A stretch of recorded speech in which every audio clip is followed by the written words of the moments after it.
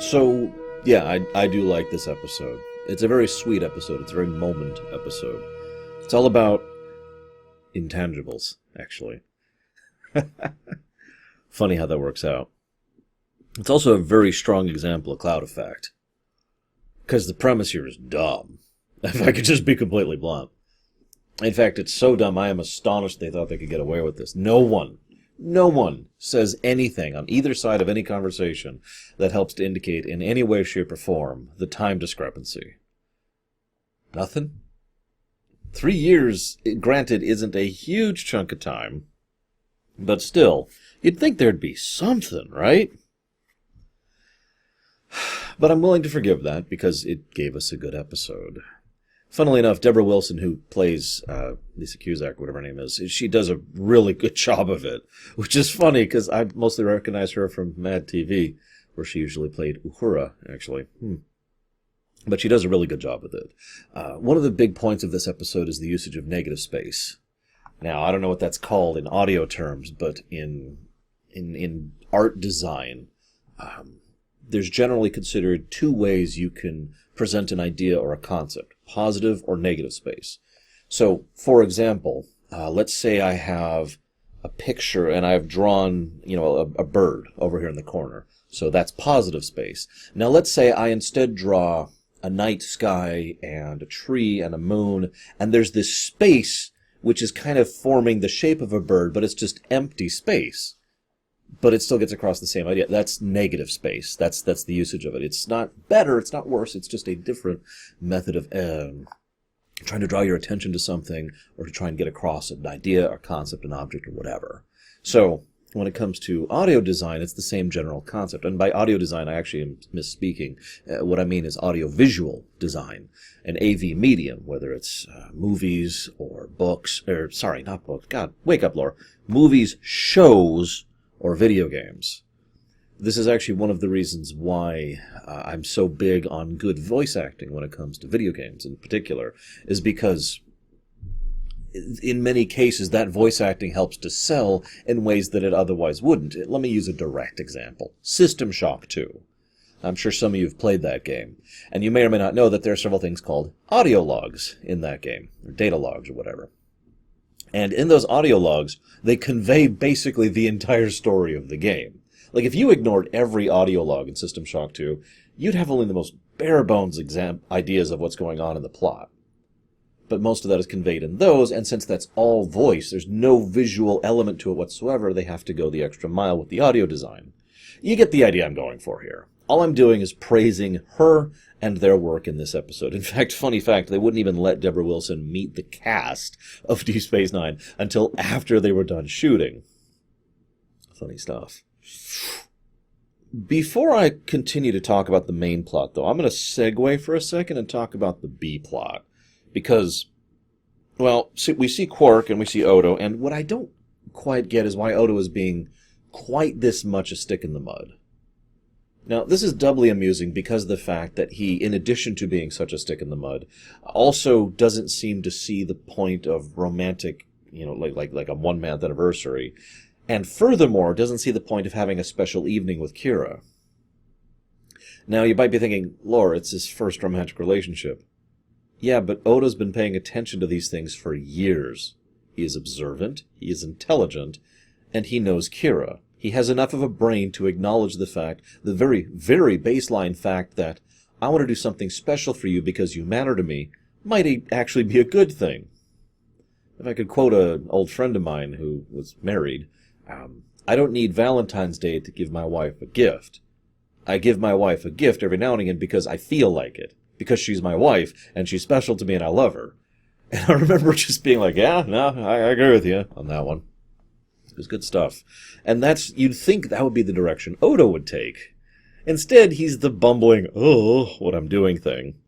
This is even further weird. He decides to go and pull in a holosuite. Now, apparently she appreciates that, which I actually am legitimately surprised by. I guess in the last several years she's gotten over her dislike of the holosuite.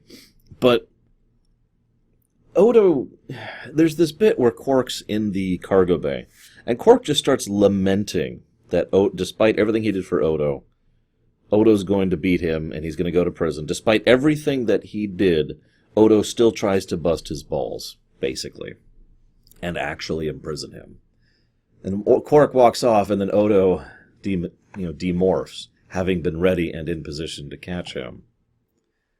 That's interesting, isn't it? See, here's the thing. If I was to headcanon this, if I was to speculate, I would say that Odo, well, he doesn't understand social interactions all that well, to be perfectly blunt, despite his observational skills. And so he legitimately feels that at least part of what he's been doing is showing his respect and friendship for Quark, which he has. There's absolutely no denying Odo and Quark do have a respect and friendship at this point in time, as of the end of Season 6. This is going to come up again in Season 7. And so this is his kind of way of trying to show that in his own way, to demonstrate it by constantly being harsh on it, by playing their little games, without an understanding that he has pushed the line a little bit too far. There is such a thing as taking it too far, after all, and that is a concept that a lot of people could stand to learn, after all. I'd like to think, personally, that after this episode, he pulls back a little bit. Oh, he's still going to be harsh on Quark.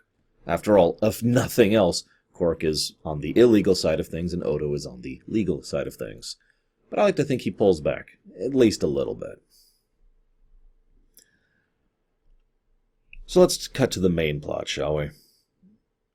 There's this nice little bit where they showcase the power of the tension of the war in how people are interacting with each other.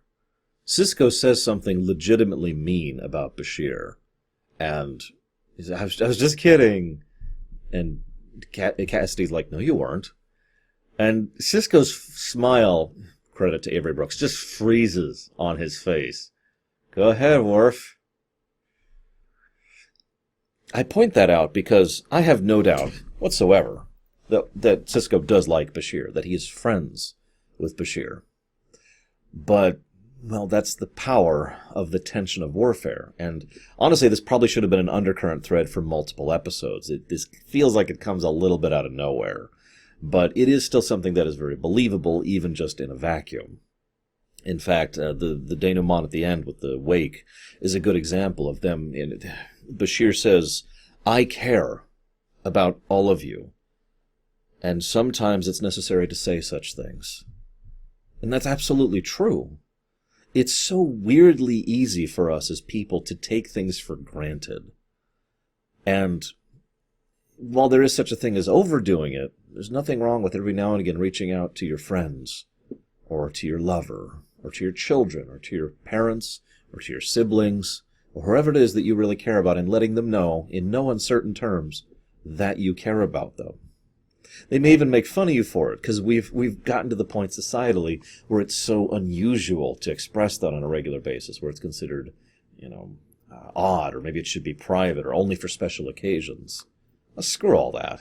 There's nothing wrong with reaching out to your friend and saying, hey, I appreciate every one of you who watches this show and helps me to keep doing this job and keep living this life. No shame here. So, there's this nice bit towards the beginning of the episode, to rewind a little bit, where she's like, okay, yeah, no, we'll go ahead and keep talking here because it's not like there's much else I can do. And hey, wait, did someone say something? As all of a sudden she can start to pick up their conversation. It's a nice little bit. What was that? Hello, please. Oh God, please tell me someone's there. I want you to imagine for a moment what it would feel like to have spent basically a day talking into a comm unit with no response. I know Starfleet people are tough and all, but yeesh.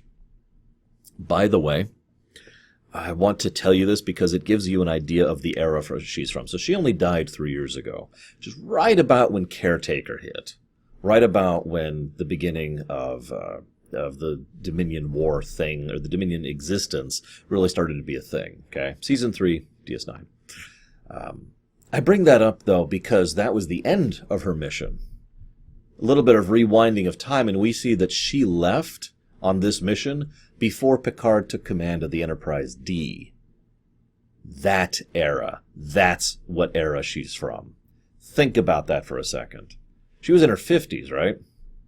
So she had grown up and lived through what I call the golden era of Star Trek, the golden era of the Federation, more accurately. She grew up in that, the winds of change time, and it's like, wow, yes. Yeah, it says a lot, and it comes through in very small little ways. I feel Moore's influence here. In the way that she talks in certain times. There's a nice little bit where she brings up, do we really need counselors, a ship counselor? Is that normal? Why is that the thing? Now, why is that what we have to accept? If you'll remember, a ship counselor being on the bridge, which was considered normal and acceptable, was still actually a relatively new thing at the beginning of TNG. That was still something that was being pushed into Starfleet, I can't think of the term. Modus operandi, the thing they do normally, right? Just interesting to think about in hindsight. So they get up communication, and she's like, okay, I can't sleep. Can we please keep talking? Yeah, sure, no problem. All right, well, let me tell you about the war. Now, I want you to once again put yourself into the mindset of someone who has grown up in that golden age, who has lived in a time when the only thing they had was a brief conflict with the Romulans, infrequent conflict with the Cardassians, and a brief little skirmish with the Nkethi. That's it. And now I've talked about this many times, and there's a lot of gaps in there, but the long and the short of it is, that was the big peace era. There's a reason I call it the golden era of the Federation. You've grown up in that time. Now you hear about the Dominion. Imagine going from Season 1 TNG to the Dominion War, the actual active Dominion War. That is just a hell of a jump. And it's no wonder she's like, okay, no, stop. I can't get any more war news. Oh my God, please stop. There's this nice little bit that happens like 3 or 4 times where she pays attention to little details and the people she's talking to, and she picks up on stuff. Now, she's seasoned and she's a captain, and that makes sense, but if I might add one little additional piece of the puzzle there, all she has is a voice, and she doesn't really have anything else to think about. So, in my experience, when you have less to pay attention to, you tend to focus in on what's there more. It's the old, you go blind, so you tend to pay more attention to what you're hearing kind of a situation, right? So I think that she was paying very close attention because she was metaphorically clinging to that lifeline that communicator represented for her. So she notices Sisko's tone when he mentions Cassidy and ends up talking him through that. She also notices that O'Brien's tone is completely different. He mentions, I've fought the Cardassians before, but this is different. This is just something else. This is a whole new kind of war. And he's right. The Federation has arguably never fought a war like the Dominion War. Not ever. They had the big conflict with the Romulans. They had the big conflict with the Klingons. And that's kind of the only other ones that come even close to this. And I would argue very strongly that neither of those are even close to the same scale or the same type of war. Because the Dominion is just a different type of enemy, as I've elucidated on many times. So it's no wonder O'Brien is just taking this in such a different way. But let me rewind a second, because she talks to Bashir, and Bashir is not listening, which is a bit of a sin, admittedly, especially since you'd think he'd be able to listen to multiple things and work at the same time. I mean, most of my friends know that while we're chatting, I'm usually getting work done on the background at the time. Granted, it's not medical reports, but God's sakes, you can work and talk at the same time. It's not that hard. Regardless of that little irritation, I'm even more irritated by what happens next. You remember The Visitor? Pretty sure it was called The Visitor. It's a really good episode. It's actually one of my favorite episodes of DS9, with one huge, glaring flaw in the middle of it. I'm dying to tell you about how delicious carrots are. I hate that. I know it's such a wonderful episode, and it makes me cry every time I watch it. But the first thing I remember about that episode is that stupid ad break. Well, they pulled the same trick here. This time they do it for comedic effect. No, stay away, no, cut to commercial. And then it comes back, I ate her because you weren't paying attention. Now, Deborah Wilson manages that, again, Mad TV. But still, come on, episode, come on. Anyways.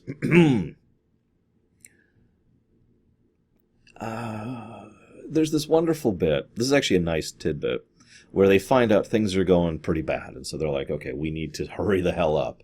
And O'Brien flat out says, this is not a matter of speed. I can make this ship go faster. I cannot make this ship survive going to faster. This is not the Excelsior where we can fly her apart, damn it. This is the Defiant. It is an escort ship. It is designed to pour all that power into combat. It can manage Warp 9, but it's not designed for long-term, long-range, high-speed maneuvering. In fact, I've actually thought about this before. I'm pretty sure a Galaxy could overall outpace a Defiant class pretty easily, because it's designed to. More of that power is going to the engines, the structural integrity, and the overall design of the ship is built towards withstanding, not fighting. So, perfectly logical. It's a nice little tidbit there in the middle of the episode. Then there's this bit where Sisko talks to, Deborah Wilson's character. I can't even think of the character name. Lucy, I think. No, that's wrong. It's something that weirds me out. Cusack, that's why it weirds me out. Lisa Cusack. Because, there's the Cusacks, right? Anyways, she's talking to him. And he starts talking about Cassidy. And you know what I like about this? Really, legitimately love about this section? She tells him it's okay that you can't mix your professional life and your personal life. And she's right. You know how I mentioned earlier that we as a society, in some cultures, tend to have a problem with being open about our feelings and our thoughts, and the communication problem that we tend to have? Well, a related problem is there seems to be certain expectations when it comes to relationships, romantic relationships, about how we're supposed to share everything, we're supposed to be together in everything, and I have actually seen real-life relationships fall apart because they couldn't manage the difference between the professional and the personal. There's nothing wrong with having a part of your life that your significant other has no part of. Now, that's not necessarily true any more than it's necessarily false, if that makes any sense. In other words, it's down to the individual circumstances. But the relevant point here is there's nothing wrong with being the type of person who has a part of your life that your significant other has no part of. And she has to tell Sisko that, because it's bugging him. Because it's bothering him. No, it's just, ugh. But she's right. He can't mix that, and that's fine. There's nothing wrong with being human. Weird, I know. Unless you're playing D&D. Never play a human in D&D. Anyways. So they find her. She's dead. Yay. I spent a whole episode ranting about bad captain choices, and Sisko goes down on this extremely dangerous mission to find her himself. Come on, Sisko. Anyways. So, why the time gap? Now, in my estimation, the one big thing the time gap adds to the episode is another layer of tragedy. It's not just that they weren't there in time, it's that they were never going to succeed. There was no possibility of actually accomplishing this, ever. So, the end. This is also a good example, as weird as this may sound, of Type 1 time travel, by the way. Because all the information, knowledge, concepts, and literal sounds are actually being traveled through time, both forwards and back. But the idea here is that the communication always happened, that she went through, and then she died, and then happens again. There's no initial loop, there's no anything else. Time is a linear line. But anyways, so that's the only thing I could think of. I know that sounds like a strange thing to bring up, but it almost weirds me out, because I feel like the time delay was unnecessary. I've thought many times on if I would have them save her or not. That's a trickier question, because I could see the relevant thematic and plot point of, first of all, not doing the expected thing. No last-minute rescue, down to the wire, we only have minutes left, and she's dead. They were too late. Now, what I was expecting when I first saw this was they were too late because they had an estimate for when she would finally get to the point of being fatally wounded, to the point where they could no longer restore her body from the damage she was taking. That makes sense to me. That is an estimate after all, and there's a bajillion trillion variables going into when a body gets to the point where it can no longer be recovered. So, logic. Okay. But adding that extra layer means it was always fruitless. That there is nothing you could do about losing the people in your life. Now, as weird as this is going to sound, remember, by this point, they knew well in advance. In fact, there's a bit where O'Brien says, we're going to lose people, we're going to be pulled apart, and there's going to be people not here. Camera cuts to Jadzia, and then cuts back. Very obvious. They knew. It is my estimation that that's part of why that was put in, to exemplify the fact that Jadzia Dax, Terry Farrell, was leaving the show. The end. A little bit of writer bitterness built into it, if I might be so bold. What do you guys think? Because believe it or not, I do like reading your guys' comments every Monday and Tuesday. It's a nice little treat for me. But now that I can tell you about that. Last thing I want to mention here. Very last thing. Towards the beginning, when she's still just talking to a comm unit, well before they actually established two-way communication, she says a line, very poignantly, "Tell me I'm not going to die alone." So this is my question to you. Did she die alone, or did she not? Because I could see an argument both ways. Next week, well, it's the end of Season 6, and I'm not looking forward to talking about that one. I'll see you next time, guys.